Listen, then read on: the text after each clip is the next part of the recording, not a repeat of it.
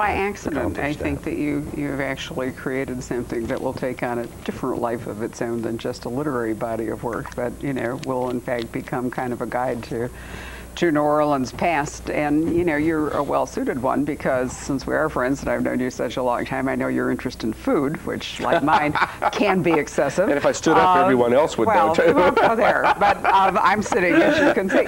But I mean, there's so many different facets of New Orleans that obviously are rich and resonant for you. There's the music, there's the food, there's and New Orleans fascinates me because I didn't realize until I spent time in Eastern Canada, for example, how many Eastern Canadians, the French, had actually gone to New Orleans when the British prevailed in Eastern Canada. So, it's organized by parish, which is different. It's Catholic more strongly in a South that tends to be fundamentalist Christian or Baptist, whatever it may be.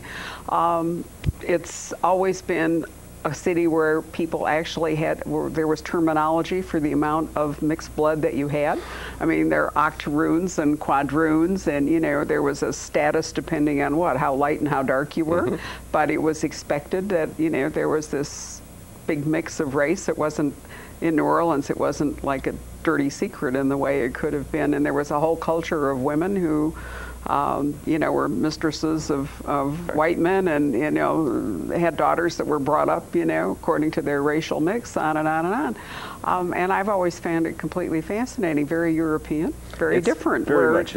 Yeah, and it's in Mississippi of all places. I mean, it's a complete anomaly, and now it's not there in that way. It really is its own place, and as a legal person, it also functions on the Napoleonic Code, so the laws are different. Exactly. My wife made the comment, she had never been when we married and moved there. We met in Texas and moved to New Orleans after a few years, and her comment about the second week we were there, she looked around and said, "We're not in the United States anymore." I think that's true. And I thought that was so absolutely true. It really was an island culture. So many, one of the great fascinations of the United States is that it is such a melting pot, and there are so many strains, and the strains are quite often kept alive. But in New Orleans, they were not only kept alive, they were nurtured and watered every day and fed well, so that you felt tremendously the influence of the Irish on the city. You felt tremendously the influence of the Germans on the city. You felt tremendously the influence of the Indian population. African Americans. It seemed much more like a Caribbean city than it seemed like anything else to me. And the French Quarter, of course, was rebuilt after fires by the Spanish, so it actually looks Spanish, even though it's called the French Quarter. So, and the history is amazing. It's one of the newspapers that contacted me from Europe had a 2-page list of questions, and I just emailed back and I said, I would have to give you the entire history of the United States to start with before I could answer any of these questions. Then I would have to give you the history of New Orleans. And by that time, we would both be exhausted and nobody would even care about Katrina anymore. It really has its own history, its own way of living, its own embracing of the sensual. One of my favorite comments, which you've heard before, is someone was, I think it was a Playboy interview with Anne Rice, and someone was talking about how dirty New Orleans is, which is something people notice a lot. Well, for one thing, it's a really old city. And Anne said, yeah, it's just that the people around here, they just think having a nice cup of coffee with their neighbors a lot more important than cleaning up their yards and mowing and stuff like that. And that's so true. And the emphasis on food and the emphasis on the coffee and the little neighborhood grocery where you can get the best thing you've had in the world to eat. It's all part of that, and I'm we all lament it, and we all wait to see what's going to grow Curiously enough, I think the very things that made it vulnerable, that sort of base and shape and the levees and all of that, is part of what made New Orleans what it was, but of course also left it so vulnerable. It had dodged a bullet many times before Katrina got it. Actually, it's been hit by the bullet several times. Yeah, but I mean, it really shouldn't have come as a big surprise that one day the big one would, you know. And I have heard many times from many writers, as I'm sure you have, about how difficult it is to write about New York after 9/11.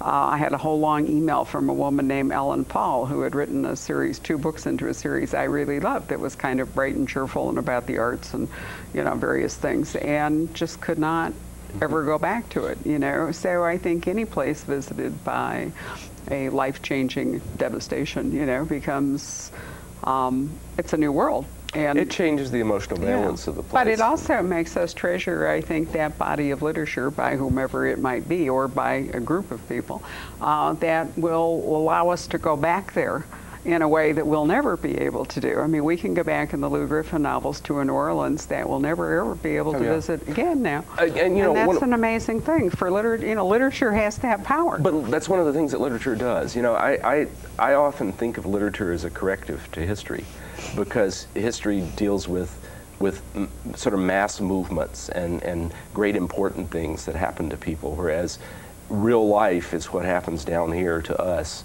the people who still have to, you know, take out the laundry and see about the father with Alzheimer's and worry about the car making it to work this week. And that, to me, is one of the primary functions of literature, that it does, it corrects, or it diffuses some of that, the grandiose schemes that we see when we deal with history.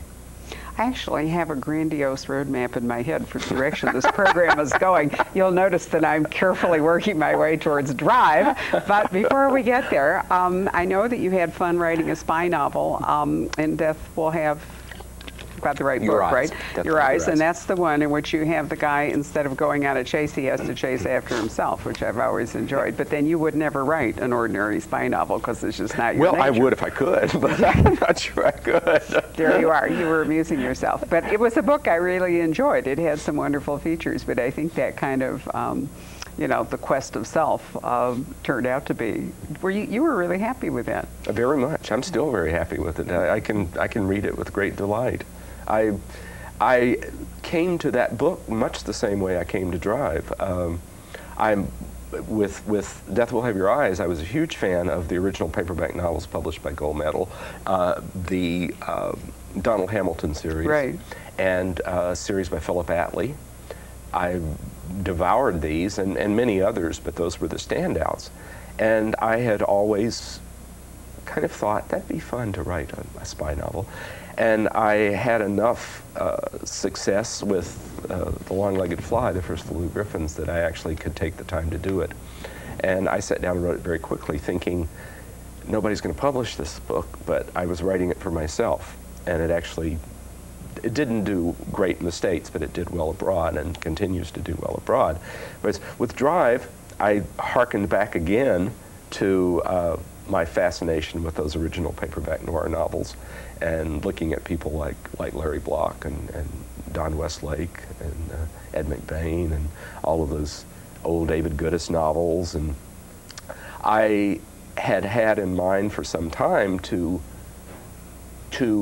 update, to write a noir novel that would be contemporary. George Pelecanos had done something like this in Shoe Dog, a novel that I enjoyed a great deal.